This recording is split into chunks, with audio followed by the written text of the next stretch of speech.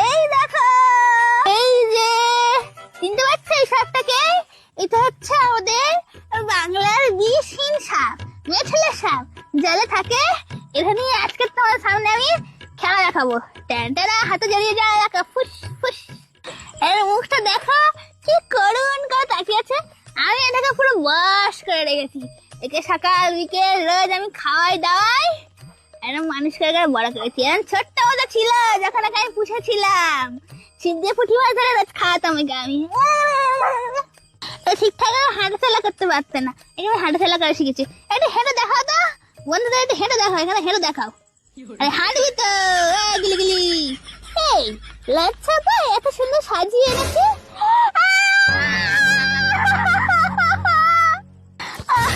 কামড়ে দিয়েছে শয়তানটা, কিন্তু এটা পুরো নির্বিষ একটা সাপ, কোনো অসুবিধা নাই।